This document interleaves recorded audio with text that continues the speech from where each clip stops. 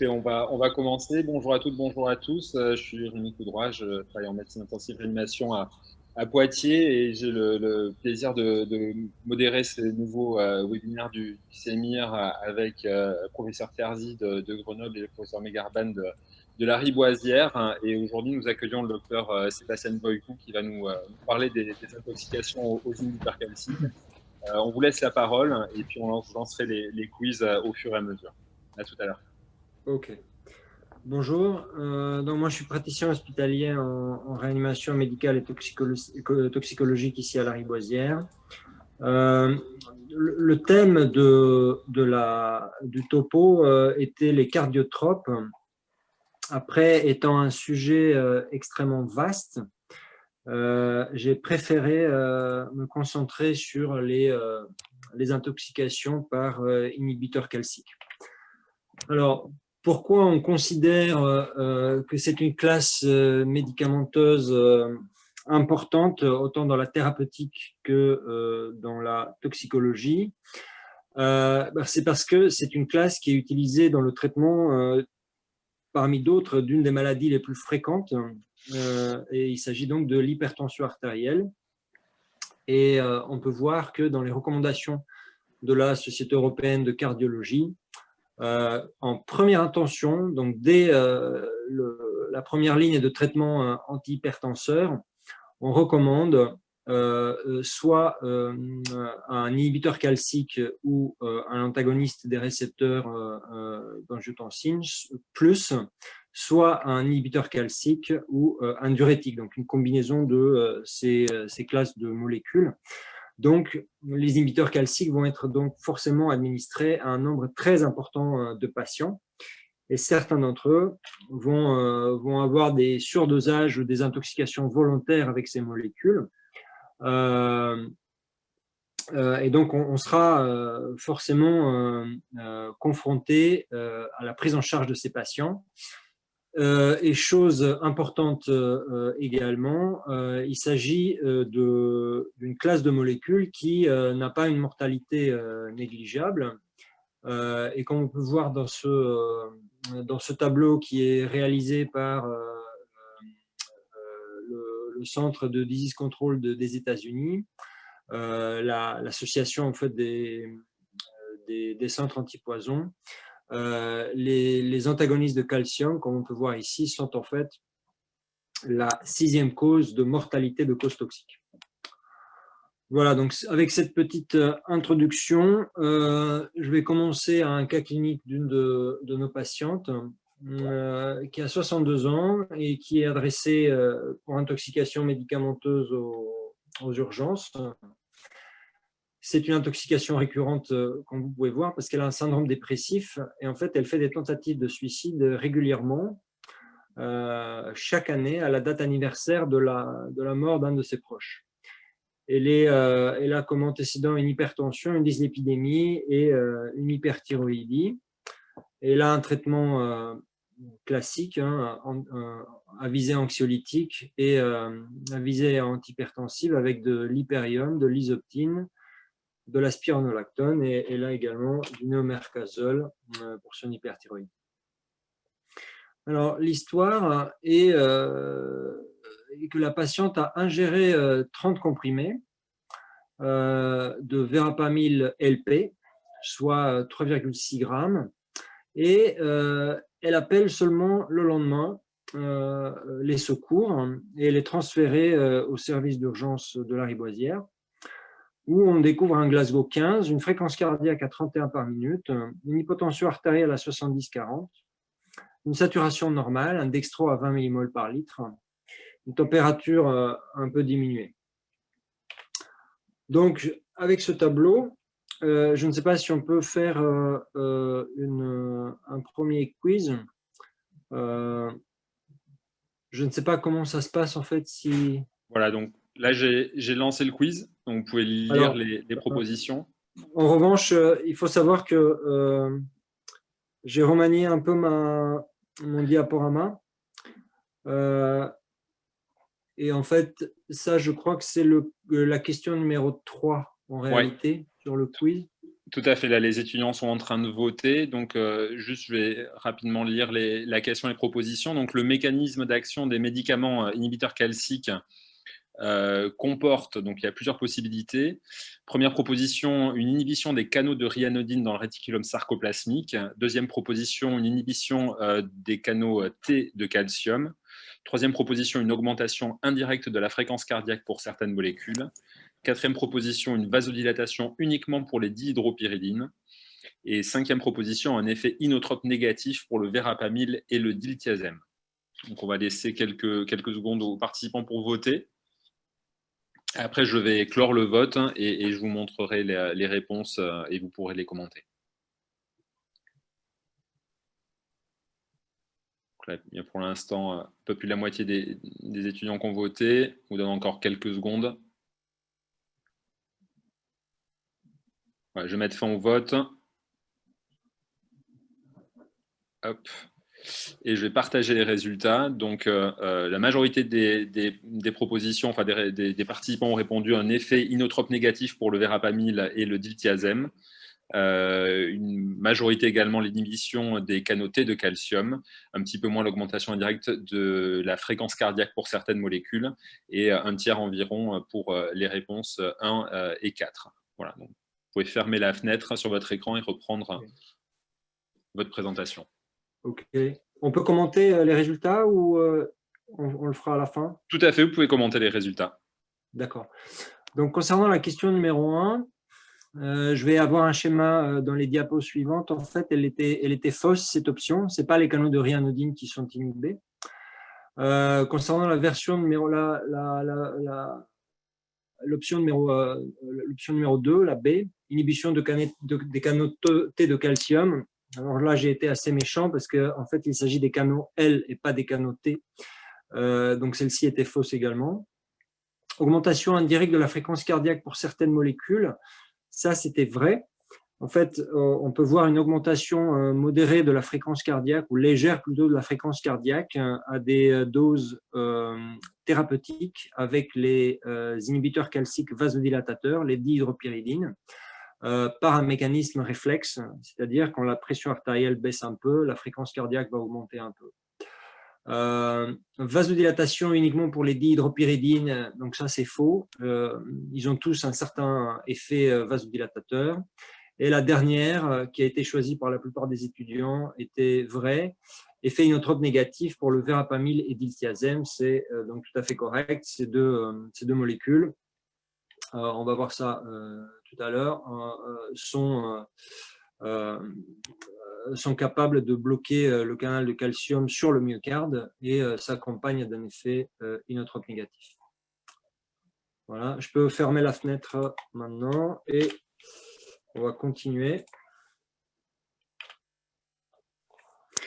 Alors, pour comprendre un peu leur mode d'action, deux mots sur le potentiel d'action dans le myocarde et dans le système excitoconducteur. Sur la gauche de l'écran, nous avons le potentiel d'action dans une fibre myocardique musculaire, et sur le côté droit, on a le potentiel d'action d'une cellule du système excitoconducteur. Vous avez les courants qui sont décrits avec ces images sous forme de triangle plus ou moins allongés, qui représentent donc les moments avec l'intensité maximale pour chacun des courants qui permet donc la dépolarisation. Donc dans les fibres myocardiques, phase 0, c'est l'ouverture des canaux de sodium, c'est la dépolarisation. Phase 1, ça c'est le chlore qui entre dans la cellule, il y a une diminution légère de l'amplitude du potentiel. Et puis c'est la phase 2 qui nous intéresse, parce que la phase 2, c'est l'ouverture des canaux de calcium de type L pour lent. Et ces canaux, en fait, ont la particularité de rester ouverts pendant longtemps, ce qui permet, en fait, d'avoir une dépolarisation prolongée. Cette dépolarisation prolongée permet d'avoir un effet mécanique efficace du cœur.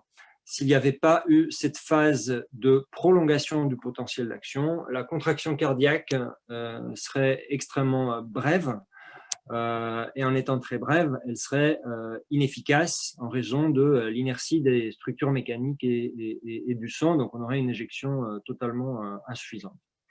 Donc c'est vraiment une étape absolument essentielle.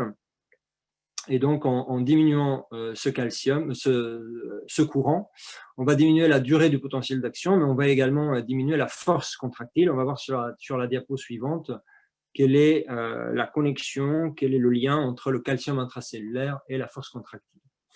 Et sur la droite, ça c'est un peu plus compliqué et un peu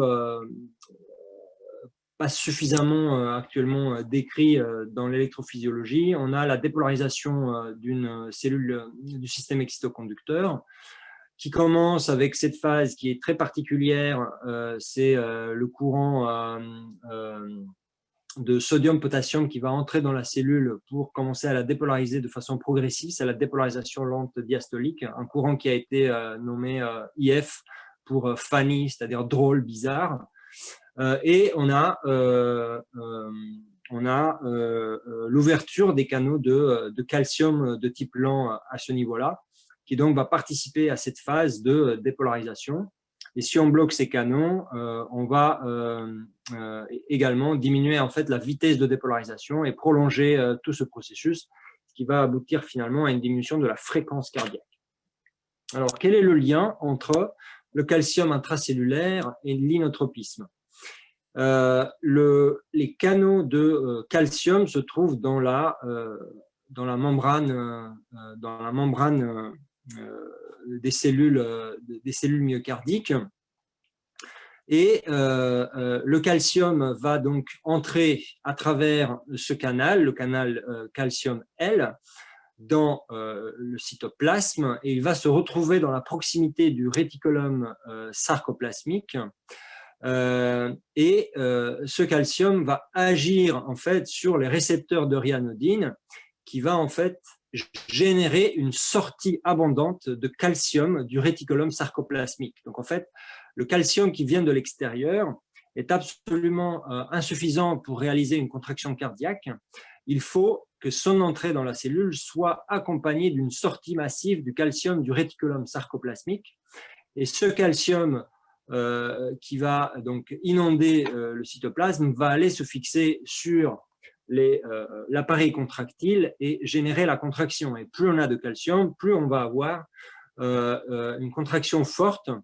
Et donc, si on bloque ces canaux de calcium lent sur le cytoplasme, eh bien, on va avoir moins de calcium initial qui va entrer dans la cellule et moins de calcium qui va activer ces récepteurs de ryanodine, qui sont en fait des canaux de calcium qui permettent l'entrée du calcium du réticulum dans le cytoplasme, où il va exercer son rôle fonctionnel dans la genèse de la contraction myocardique. Donc voilà le lien entre le calcium et l'inotropisme. Après, il faut savoir, juste voilà, pour avoir une idée de ce canal qui est extrêmement complexe, c'est une structure qui a plusieurs chaînes, certaines extra, d'autres intra-cytoplasmiques, une chaîne alpha qui est transmembranaire, et il y a plusieurs sites en fait de lien, et de façon intéressante, on peut observer qu'il y a en fait deux sites différents. Il y a un site pour les dihydropyridines qui est réservé pour les dihydropyridines, et ensuite il y a un site commun de lien. Donc quand je dis dihydropyridine, je comprends tous les inhibiteurs calciques qui sont vasodilatateurs, comme par exemple l'amlodipine. Et il y a un autre site qui est en fait commun pour l'ensemble des trois classes. Donc le fait par exemple d'associer un vasodilatateur avec du verapamil, chose que nous pouvons faire de temps en temps dans l'hypertension artérielle ou dans l'angoisse spastique, etc., n'est pas forcément aberrant, puisqu'il y a des sites différents de liaison de ces molécules sur le récepteur. Donc, quelle va être en fait la conséquence thérapeutique des inhibiteurs calciques sur le cœur? Donc d'abord, il va y avoir, comme on a vu, une diminution de la force inotrope négative, une diminution de la fréquence par le mécanisme que nous avons vu. Et sur les vaisseaux, par un mécanisme différent, on ne va pas entrer dans les détails, ce n'est pas tout à fait identique. Ça passe à travers une kinase qui s'appelle la myosine light chain kinase qui permet la contraction. En fait, ils vont diminuer le tolus vasculaire et induire une vasodilatation, ce qui va avoir donc l'effet recherché antihypertenseur. Il faut savoir qu'il existe 3 classes d'inhibiteurs calciques.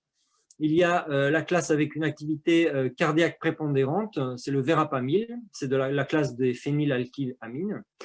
Une classe avec l'action vasculaire prépondérante, c'est la classe la plus développée et qui est la plus utilisée dans le traitement antihypertenseur, comme la nicardipine, l'amlodipine.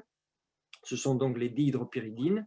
Et ensuite, il y a une classe mixte qui est représentée par le diltiazème. Ce sont donc des benzothiazépines, thiazépines parce que ce n'est pas des diazépines, c'est des thiazépines.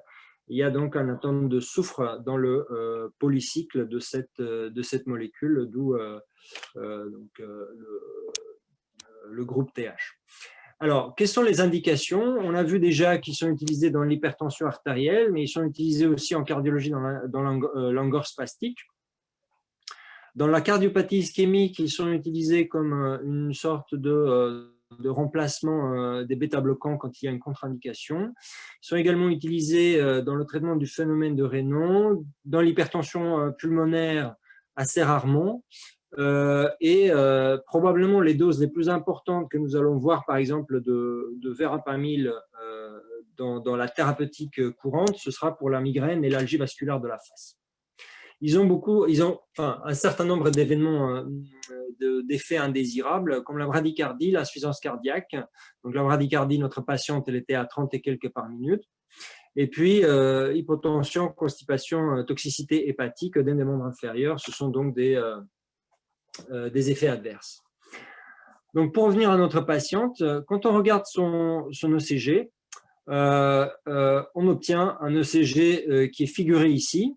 Il est un peu compliqué puisque on a en fait on n'a pas le dédolon et les dérivations changent à chaque fois, donc là, là et là. Et on peut voir donc qu'il y a d'abord une très importante bradycardie aux environs de 30-33 par minute. Et je ne sais pas si vous pouvez bien distinguer, mais ici à droite, j'ai mis cette ligne-là parce que je viens d'observer en fait qu'il y a 2 dépolarisations probablement atriales, 2 ondes P. On se demande si cette onde P conduit ce QRS-là. Donc, si on veut faire un peu de rythmologie, on va s'amuser. On va mettre en fait à distance égale, on va rechercher des ondes P pour voir si elles apparaissent à des intervalles égaux par rapport à cet intervalle-là. Et on voit en fait que ce n'est pas le cas. Donc, en fait, l'activité sino-atriale n'est pas stable. On a quelques endroits où on a l'impression de voir une dépolarisation atriale, mais en réalité, il y a un bloc sino-atrial associé. Deuxièmement, il y a un échappement,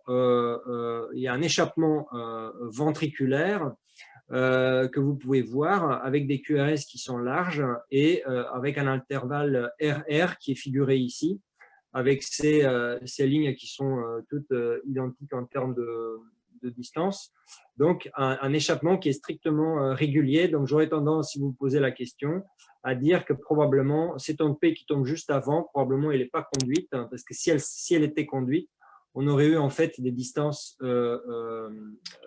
plus variables entre les QRS. Bref, donc l'idée, c'est d'observer que nous avons dans cette intoxication, nous avons une dysfonction à la fois sinusale et une dysfonction à la fois du nœud atrioventriculaire avec donc des dysfonctions qui peuvent apparaître à plusieurs étages. Alors, on va passer à la deuxième question qui est la question numéro 2. Si on peut faire un quiz. Donc, qui parle donc de la prise en charge d'un patient qui développe un état de choc suite à une intoxication par le verapamil. Alors, donc là, le vote est ouvert. Les différentes propositions dans le traitement donc d'un état de choc secondaire à une intoxication au verapamil, c'est proposition A, jamais de noradrénaline, seulement des inotropes positifs purs, car le verapamil est sélectif pour le muscle cardiaque. Proposition B, des chronotropes positifs en cas de BAV complet.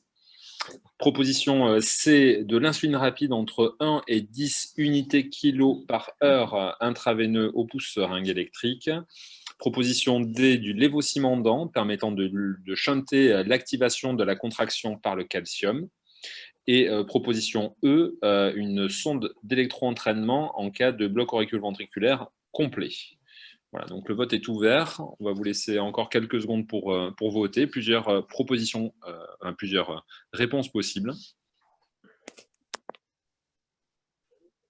Alors, on va se laisser encore 10 secondes. Il y a à peu près 60% des participants qui ont voté. Voilà, je vais mettre fin au vote et partager les résultats. Donc 87%, la majorité répondent à une sonde d'électro-entraînement en cas de bloc auriculo-ventriculaire complet. Un peu plus de la moitié propose de l'insuline rapide entre 1 et 10 unités kilo heure IVSE. Un peu plus de la moitié également des chronotropes positifs en cas de BAV complet. Et une minorité, jamais de noradrénaline et du lévocimandant. Voilà, je vous laisse commenter.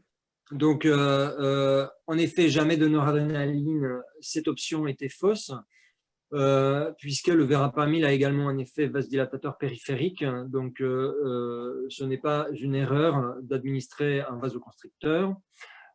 Évidemment, des chronotropes positifs peuvent être efficaces en cas de BAV complet ou de bradycardie d'autres origines de type bloc sino-atrial ou bradycardie sinusale importante.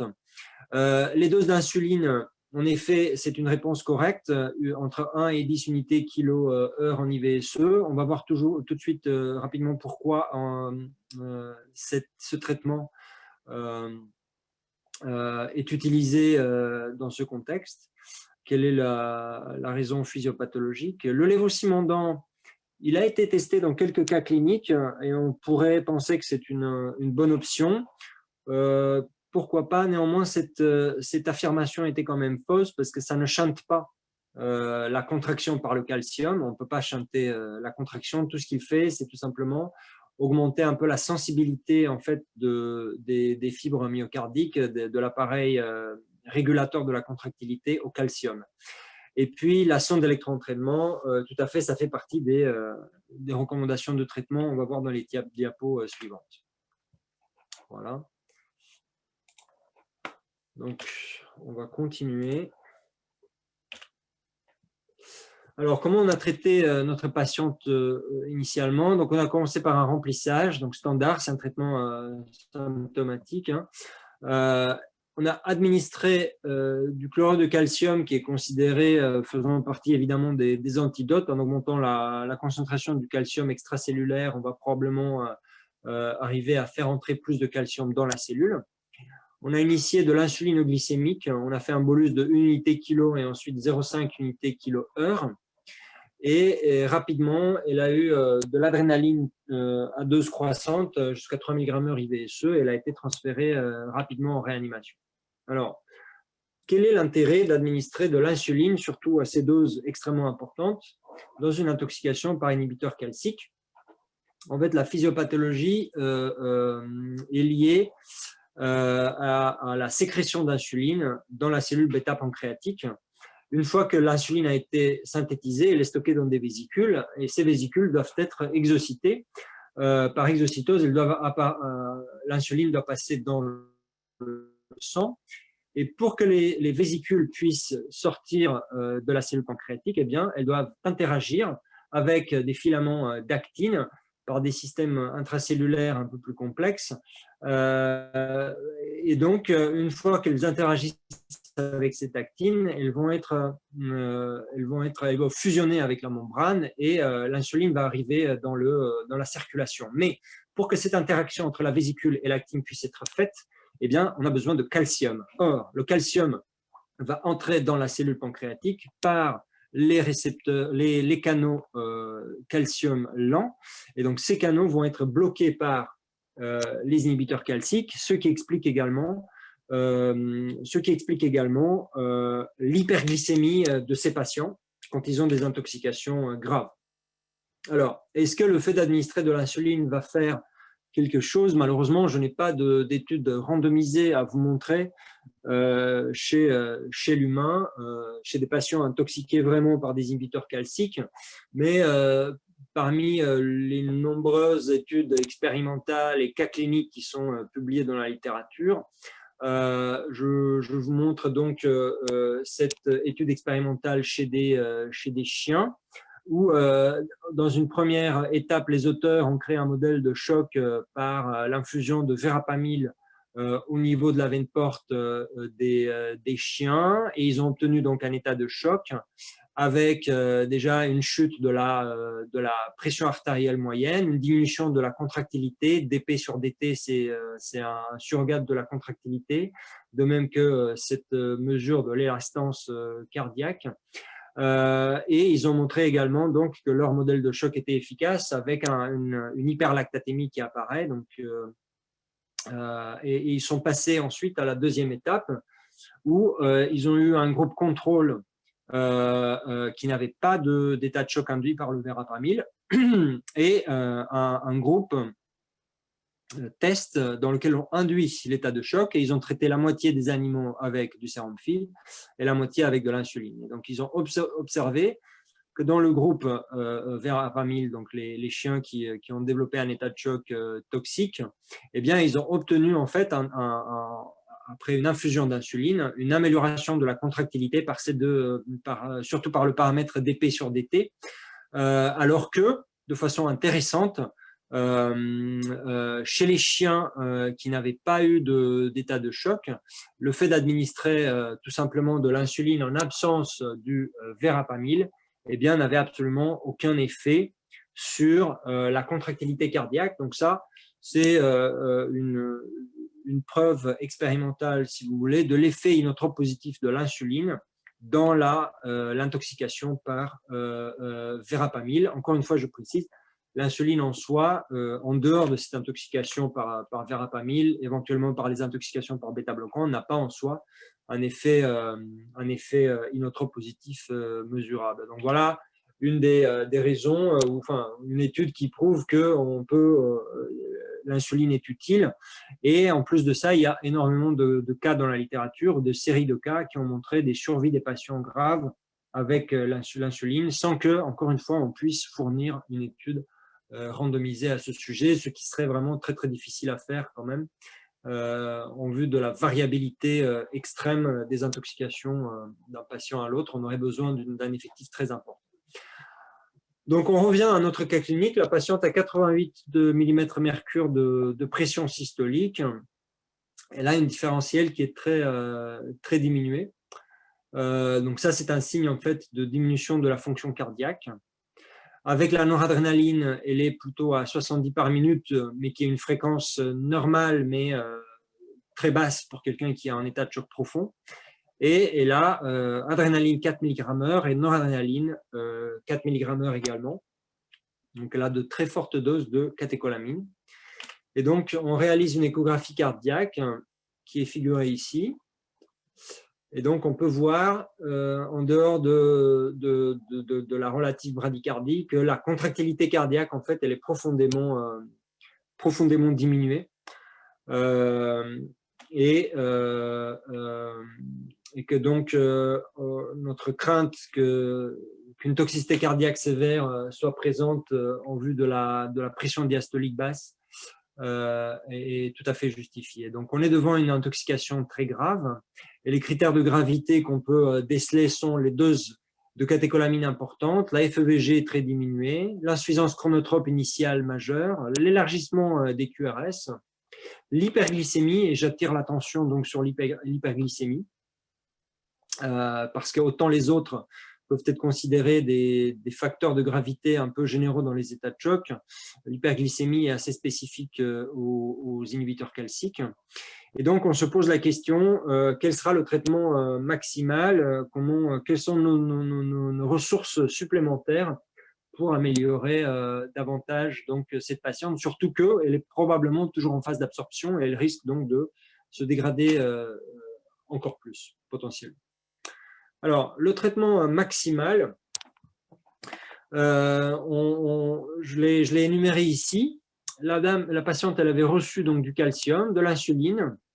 Elle avait reçu également du bicarbonate de sodium. Ce n'est pas le sujet aujourd'hui, mais le verapamil a un effet stabilisateur de membrane tout seul. Donc, l'élargissement des QRS, peut-être que c'était le blocage des canaux de calcium, mais c'était peut-être aussi une part d'effet stabilisateur de membrane dû au verapamil.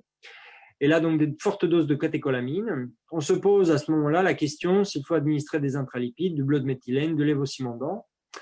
Le charbon activé sérié, on l'a décidé de l'administrer. De toute façon, on l'administre chez nous dans toutes les formes LP et dans les intoxications absolument massives.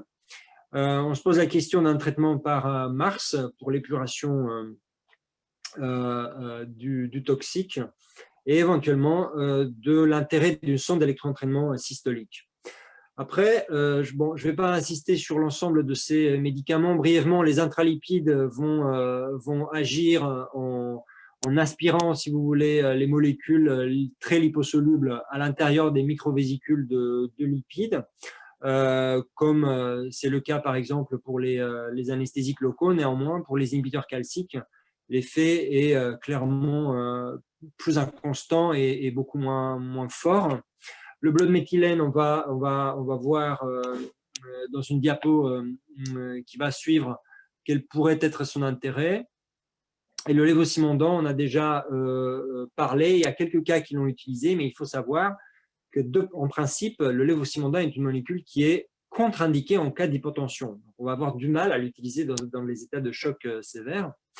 En ce qui concerne le Mars, c'est un sujet de recherche encore. On ne peut pas trancher à 100%. Et on va voir tout de suite la sonde d'électroentraînement systolique. Je trouve que c'est important de faire une bonne distinction, comme l'ont fait les recommandations de prise en charge des inhibiteurs calciques de 2017, de bien distinguer en fait deux catégories de patients. Des catégories qui sont, les patients qui sont bradycardes, mais sans avoir un trouble de contractilité, et les patients qui ont un trouble de contractilité sévère. Pourquoi c'est important de distinguer entre les deux? Puisque si on met une sonde d'électroentraînement chez un patient qui a une contractilité myocardique effondrée, on n'aura pas de bénéfice significatif sur l'hémodynamique. Alors que si nous avons un patient qui a une bonne contractilité, mais le problème est juste la bradycardie qui résiste à l'isoprénaline ou à l'adrénaline ou à la dobutamine, eh bien, à ce moment-là, la pose d'une sonde d'électroentraînement pourrait améliorer de façon stable l'hémodynamique. Les recommandations listent ici à peu près la plupart des mesures que nous avons énumérées dans la diapo précédente. Je trouve que c'est très important de garder en tête cette distinction. Le fait qu'on peut utiliser donc dans des chocs relativement importants les émulsions lipidiques, et puis évidemment en cas de choc réfractaire, utiliser une assistance circulatoire. Je ne sais pas si vous avez déjà utilisé des émulsions lipidiques, mais il faut savoir qu'une fois que vous avez injecté une émulsion lipidique chez un patient, eh bien, vous allez avoir une coloration blanche du sérum et on va avoir du mal, par exemple, à mesurer les gaz du sang sur l'appareil délocalisé. Donc, c'est un peu un des petits problèmes avec ce traitement, mais évidemment, ça ne veut pas dire qu'il ne faut pas le faire, au contraire. Voilà. Alors, quelle a été notre option thérapeutique devant la poursuite de la dégradation? On a mis en place une assistance circulatoire par ECMO véno-artériel. L'évolution a été favorable. La dose maximale de noradrénaline a été de 10 mg sous ECMO. Elle a été sevrée en catécholamine à J4 et de l'ECMO également à J4. Donc, ça a été assez rapidement. Elle a été extubée à J7 et elle est sortie à J11. Et donc, on a conclu à une intoxication par verapamil avec un profil mixte, avec une part cardiogénique très importante. Alors, quelle a été l'échographie cardiaque à la sortie? Vous pouvez voir que ça n'a plus rien à voir. cette contractilité qui a totalement récupéré au niveau du VD et du VG. C'est tout à fait logique puisqu'il s'agit des toxiques fonctionnels et pas de toxiques lésionnels. Donc, une fois que le toxique a été métabolisé, il y a une restitution intégrante de la fonction myocardique. Je pense qu'il est important de savoir, de comprendre ou d'avoir en tête que il n'y a pas forcément, à chaque fois qu'on voit un choc réfractaire, il n'y a pas forcément des concentrations absolument faramineuses de la molécule. J'avoue que c'est peut-être un peu surprenant de dire on a une patiente avec un choc absolument profond qui a nécessité une assistance circulatoire et quand on a fait les dosages toxicologiques, eh bien, on s'est rendu compte que la somme verapamil plus norverapamil, qui est son métabolite actif, était seulement à 1,67 fois la normale, ce qui correspond évidemment à un surdosage qui ne semble pas comme ça sur les concentrations absolument massives. Pourtant, la patiente était vraiment dans un état gravissime et donc ça montre en fait que probablement d'abord l'index thérapeutique de ces molécules, notamment du verapamil, n'est pas si important qu'on le croyait. Et deuxièmement, que probablement il y a quand même une susceptibilité individuelle. On a eu d'autres patients, par exemple, qui étaient surdosés, mais qui n'ont pas du tout développé un état de choc massif et qui étaient probablement dans des zones pas loin de celle qui a été identifiée chez cette patiente. Alors, que dit la littérature de l'utilisation de l'ECMO dans le choc d'origine toxique? Alors, il n'y a pas encore, donc je risque de vous décevoir, il n'y aura pas d'études, il n'y a pas d'études randomisées actuellement. Même les études les plus grandes en termes d'effectifs de patients ont inclus un nombre relativement restreint de patients sous ECMO. Donc là, nous avons une étude qui a été publiée par l'équipe de Caen, qui a inclus au total 17 patients sous ECMO. Ils ont montré que parmi ces patients-là, il y avait au total 4 qui sont décédés, le reste ont survécu. C'est ceux qui ont été figurés ici en noir. Pour avoir un peu une idée du fait que pour l'instant, la littérature sur l'ECMO dans les inhibiteurs calciques reste relativement restreinte, et bien dans cette étude qui est une des plus grandes dans la littérature, il n'y a eu que 4 cas, ceux qui sont figurés ici, que 4 cas d'inhibiteurs calciques. Le reste avait d'autres types de molécules cardiotropes comme les bêta-bloquants, les stabilisateurs de membrane, etc. Donc c'est quelque chose qui est encore relativement rare. Après, nous, on a une expérience un peu plus importante. Nous sommes en train de vérifier un peu la cohorte de Lariboisière. Nous avons environ 40 patients sous ECMO avec inhibiteurs calciques, dont la survie totale a été de 40%. Donc, évidemment, ce sera très variable selon les critères que chaque équipe a utilisés.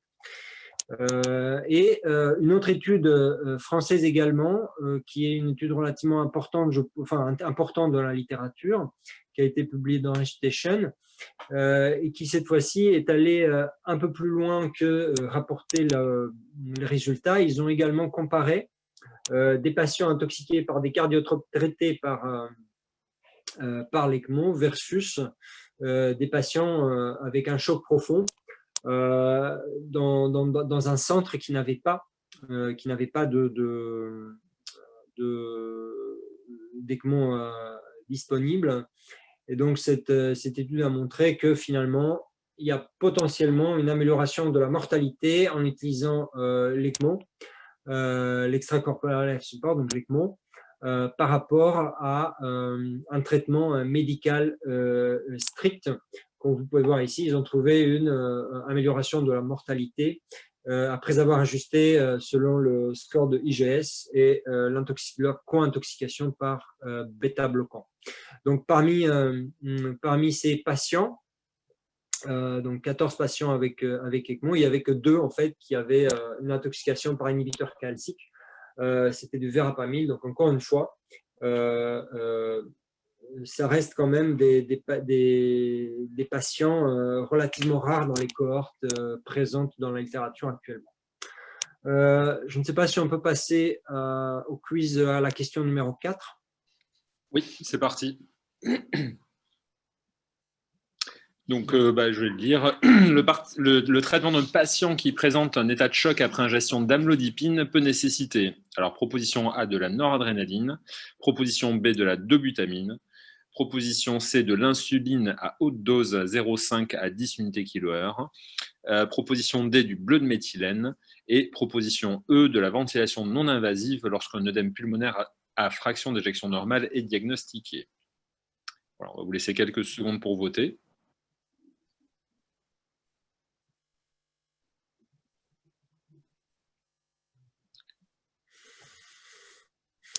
À peu près la moitié des participants qui ont voté. On va laisser encore une dizaine de secondes.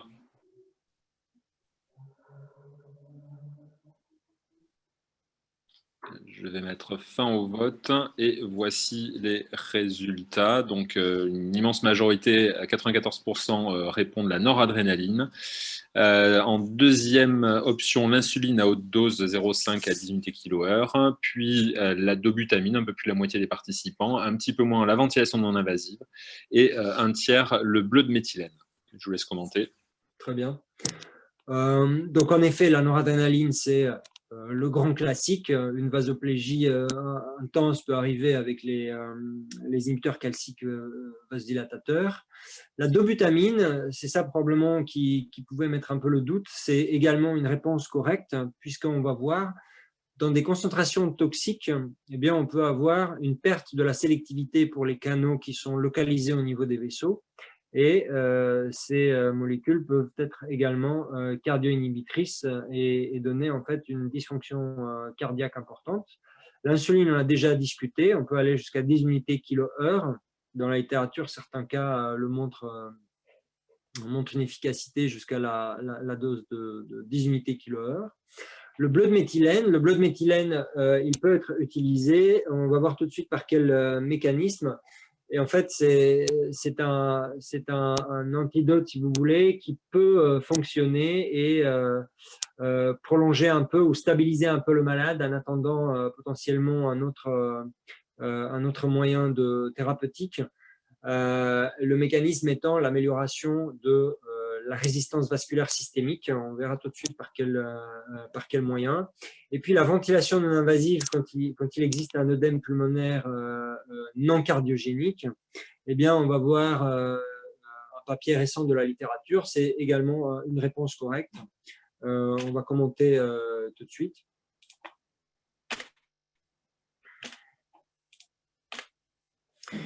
Donc, comme on a vu, à des concentrations toxiques, cette sélectivité des inhibiteurs calciques vasodilatateurs pour le canal qui se trouve dans les vaisseaux est perdue. Et donc, je vous présente ici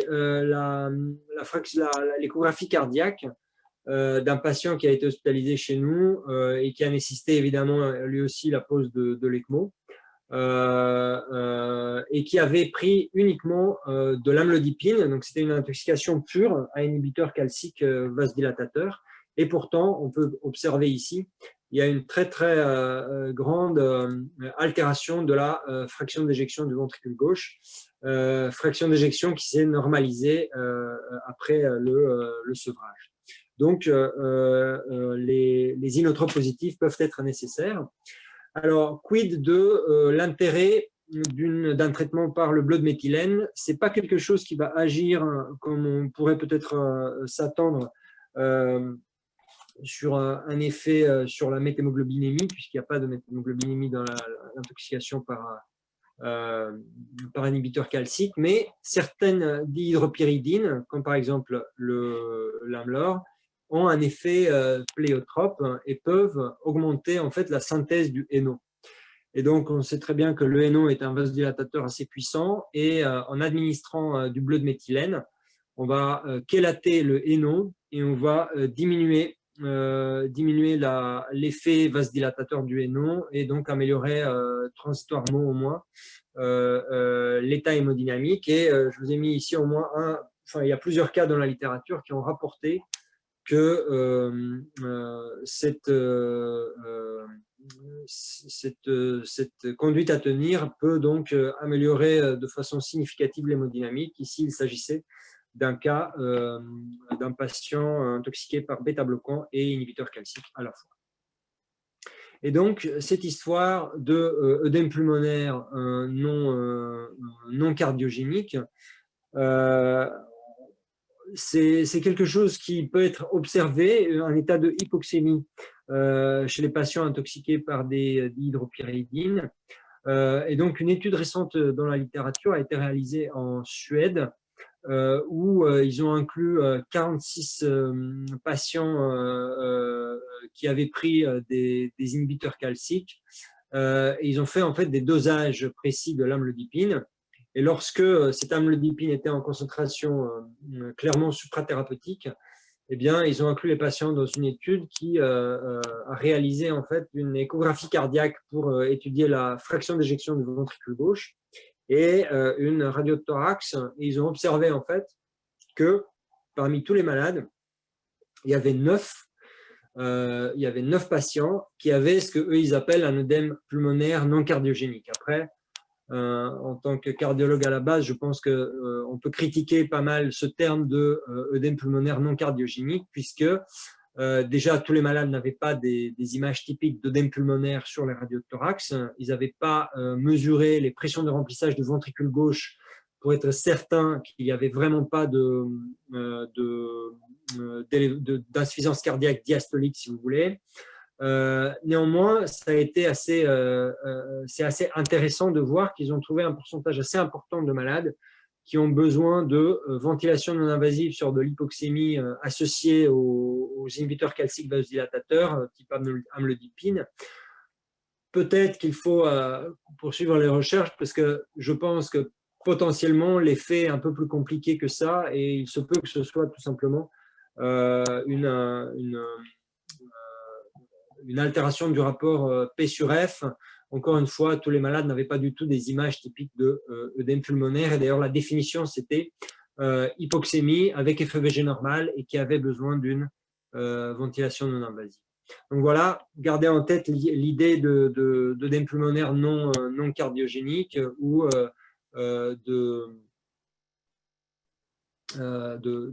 d'hypoxémie liée aux inhibiteurs calciques de type vasodilatateur.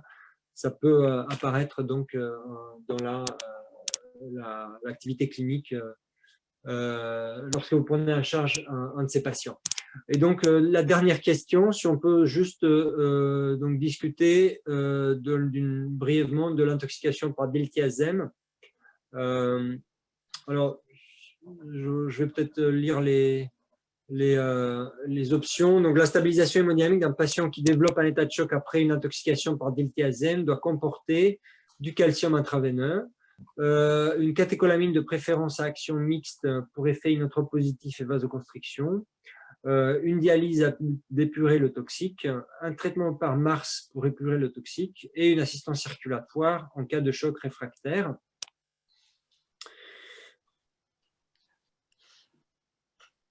On va se donner encore quelques secondes pour laisser aux participants le temps de voter.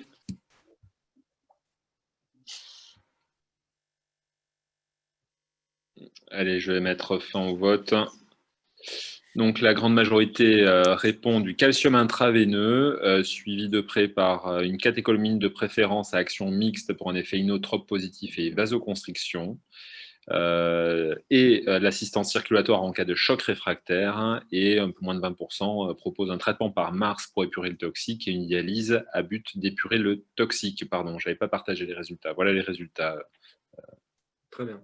Si vous voulez les commenter. Alors, donc, du calcium intraveineux, tout à fait. C'est un antidote de l'ensemble des inhibiteurs calciques. Une catécholamine de préférence à action mixte, tout à fait, puisque le diltiazème a un effet mixte cardiotrope et vasculotrope, donc vasodilatateur et cardio-inhibiteur. Une dialyse à but d'épurer le toxique, ça c'est tout à fait faux, puisque aucun des inhibiteurs calciques n'est hydrosoluble, donc ils seront liés aux protéines et la dialyse est inefficace. Un traitement par Mars, moi je considère que ça pour l'instant c'est faux également. C'est encore utilisé en cours d'évaluation par certaines équipes, mais jusqu'à présent il n'y a pas de preuve significative d'une utilité. Voilà, Bruno va probablement nous commenter un peu plus sur le sujet du Mars si possible. Et évidemment, assistance circulatoire en cas de choc réfractaire, ça c'est tout à fait correct. Voilà. Et donc, on a fini. En conclusion, il s'agit donc encore une fois d'une intoxication à mortalité assez élevée. Ça nécessite une surveillance rapprochée parce que peut-être que je n'ai pas assez mentionné, la dégradation peut survenir assez rapidement, d'une heure à l'autre ou d'une demi-heure à l'autre.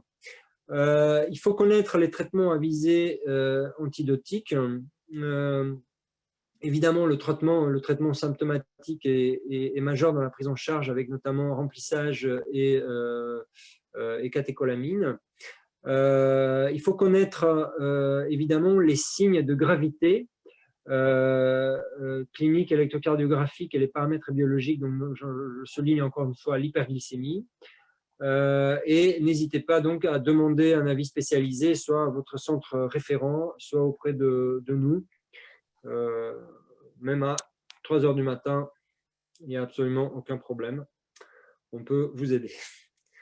Voilà, merci pour votre attention. Merci beaucoup, Dr Veuckou, pour votre topo qui était vraiment très, très, très complet. J'ai déjà quelques questions des participants, donc n'hésitez pas à poser vos questions avec la petite icône conversée ou le chat. Est-ce que vous pouvez expliquer ce qu'est l'épuration par Mars? Question de Vincent Coura. Oui, donc Mars, c'est une technique d'épuration complexe qui se veut un substitut de l'épuration hépatique. Et en fait, ça ressemble un peu à la dialyse, si vous voulez, sauf qu'on a plusieurs colonnes. On a une colonne de résine, on a une colonne de charbon et on a une colonne qui est typique de dialyse. Et au lieu de faire traverser le sang à travers un filtre de dialyse, en fait, un filtre de dialyse et du liquide de dialysa, le sang traverse un filtre et au lieu de liquide de dialysa, on a de l'albumine. Donc, c'est une épuration des molécules liposolubles qui, de l'albumine du patient, vont se lier sur l'albumine extracorporelle et par la suite, cette albumine va céder les molécules, les toxiques, vont les céder à une colonne de résine, une colonne de charbon. Finalement, ça va passer également dans une colonne de dialyse standard. Donc, c'est une mesure complexe d'épuration extra-rénale, mais qui se veut plus un substitut de la fonction hépatique que de la fonction rénale, et qui a été initialement utilisée comme technique d'épuration dans les insuffisances hépatiques. Ils se sont rendus compte que ça ne fonctionne pas très bien. Et maintenant, elle est quand même testée dans certaines intoxications avec des molécules liposolubles. Merci beaucoup. Autre question de Victor Penaud. Quels sont vos objectifs de kaliémie chez les patients au vu des troubles de conduction qui existent et des fortes doses d'insuline qu'on va leur rajouter? Oui, donc ces patients, en fait, ils développent une hypocalémie qui est induite par l'insuline. Ils peuvent développer également une hypocalémie en raison d'un effet stabilisateur de membrane. Et donc, il y a une particularité, c'est que cette hypocalémie, c'est une hypocalémie de transfert, ce qui fait que lorsqu'on arrête le traitement par insuline, au bout de pas très très longtemps, on peut voir en fait un rebond de l'hypercalémie dans le plasma. Alors, ce phénomène, il est très marqué dans l'effet stabilisateur de membrane, plus que chez les inhibiteurs calciques. Mais nous, on tolère un degré d'hypocalémie. Dans les inhibiteurs calciques, on tolère 3 millimoles, par exemple, sans aucun problème. Quand ça passe en dessous de 3, on essaie de corriger. Et ça dépend aussi, en fait, de la tolérance sur le plan rythmologique. Si on voit par exemple que le patient continue à être très très hypocalémique et on a envie de supplémenter parce qu'il est toujours à 2,7, 2,8 et on se rend compte qu'on arrive à 10 grammes en une journée, en fait on essaie d'éviter d'arriver à 10 grammes dans une journée et on essaie de voir comment il se comporte avec 2,7 ou 2,5 même de kaliémie pour éviter justement d'avoir ce rebond à l'arrêt de l'insuline. Donc, c'est au cas par cas, mais on tolère un degré d'hypocalémie aux environs de 3, par exemple, sans problème. Merci beaucoup. Autre question d'un spectateur anonyme. Quelle posologie pour le bleu de méthylène? Alors ça, c'est la posologie que nous utilisons pour le traitement des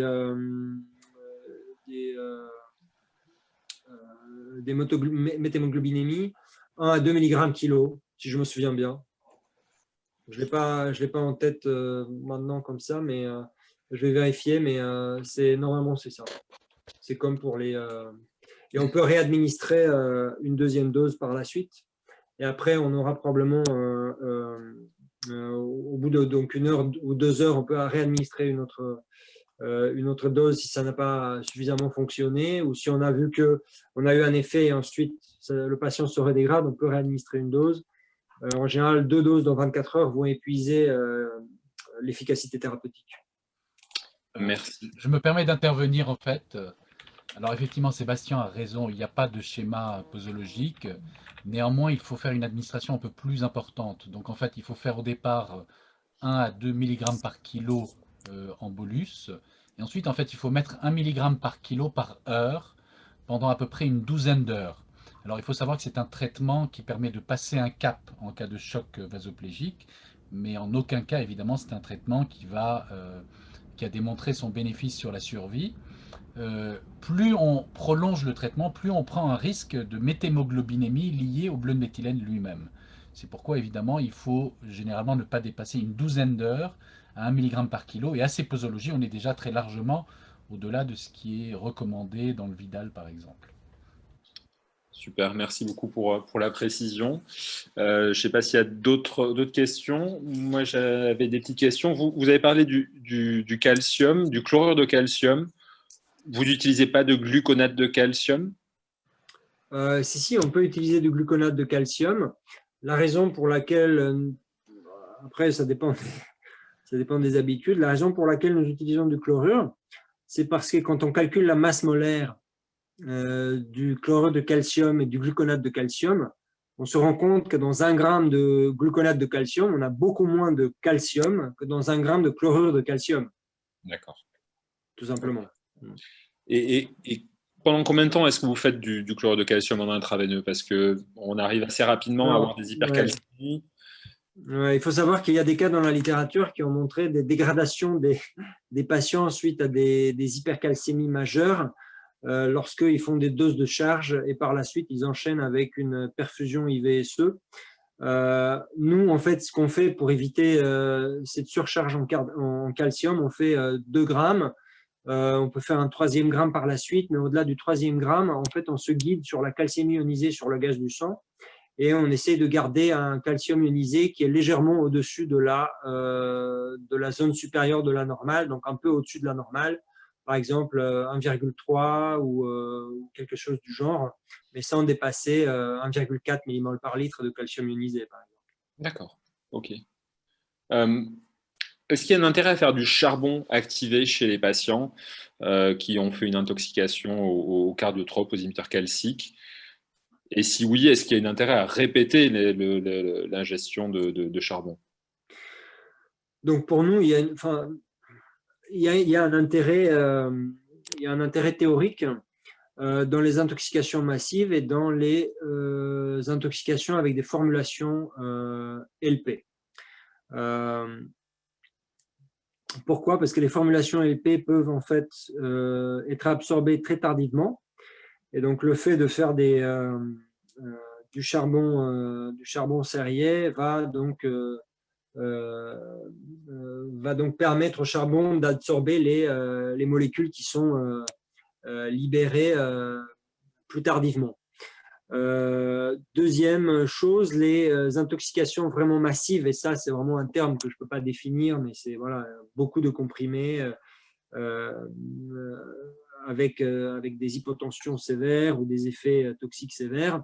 Nous, on administre également du charbon activé serrier toutes les 8 heures, par exemple, tout simplement parce que l'absorption, elle est très variable et on a documenté chez certains patients un pic secondaire du toxique qui apparaît à J2 ou J3 d'hospitalisation.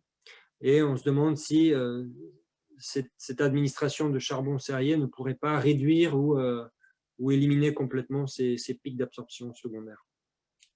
Ok, merci beaucoup. Nicolas, je ne sais pas si tu as des... Ouais, juste une petite... merci beaucoup d'abord pour la présentation qui a été extrêmement didactique et très claire. Juste sur l'insuline et sur les... Parce que, en fait, dans le topo, vous parlez beaucoup de l'insuline et du caractère hyperglycémique de ces patients, à la fois par le mécanisme et puis peut-être par les doses d'amines qu'ils ont. Mais juste pour que les idées soient bien claires pour les étudiants, il faut être bien d'accord que c'est une insuline euglycémique qu'on cherche à avoir. Oui, tout à fait. Ouais. Vous confirmez? J'ai oublié, je n'ai pas précisé ça, donc il faut faire très attention à l'hypoglycémie chez ces malades. Et le moment où on prescrit de l'insuline à ces doses qui sont absolument exceptionnelles, il faut en même temps prescrire du glucose pour maintenir une glycémie supérieure à une valeur que nous, par exemple, c'est supérieur à 7-8 millimoles pour avoir toujours un peu de marge. Le but étant d'éviter les hypoglycémies. Il faut savoir également que ces malades, ils ont quand même de toute façon une grande résistance à l'insuline, ceux qui sont vraiment graves, et qu'en général, les besoins de G30 ne sont pas si énormes que ça. Et d'ailleurs, le moment où le patient commence à avoir besoin de quantités importantes de glucose exogène, c'est que probablement l'effet toxique, il commence à se lever. Et il faudra faire très attention à commencer à diminuer les doses d'insuline avant que l'hypoglycémie profonde s'installe. J'avoue que si on ne fait pas des dextros horaires ou presque horaires, on peut se faire piéger à la levée de l'effet toxique qui peut apparaître assez rapidement. On a eu quelques cas d'hypoglycémie profonde, donc en effet, très important de les surveiller de très près. Très bon point. Peut-être une dernière question d'un participant, Sylvain Lepape. Est-ce qu'il y a un intérêt à administrer du PEG dans l'éventualité d'un bézoar? Il peut y avoir un intérêt théorique. Nous, on ne le fait pas. On le fait dans l'intoxication par lithium, par exemple. Après, je ne peux pas dire qu'il ne faut pas le faire. Donc, c'est une option, pourquoi pas. Il faut toujours, en revanche, faire gaffe à ce que le patient soit intubé, bien surveillé, qu'il n'y a pas de régurgitation importante. C'est valable pour le charbon également, qui peut compliquer davantage le tableau avec des pneumonies d'inhalation. Mais ça pourrait être utile également. Ok, bon, merci beaucoup. Je ne sais pas s'il y a d'autres questions. Sinon, je vous propose qu'on s'arrête là. Merci encore, Dr Voïkou, pour votre super présentation. Bonne soirée à toutes et à tous. On se retrouve la semaine prochaine et j'ai fait une petite erreur de manip. Les topos sont bien enregistrés. Ils seront disponibles sur le site du CEMIR dans les jours à venir. Ils seront mis au fur et à mesure des présentations. Voilà. Bonne soirée à tous et à la semaine prochaine. Au revoir.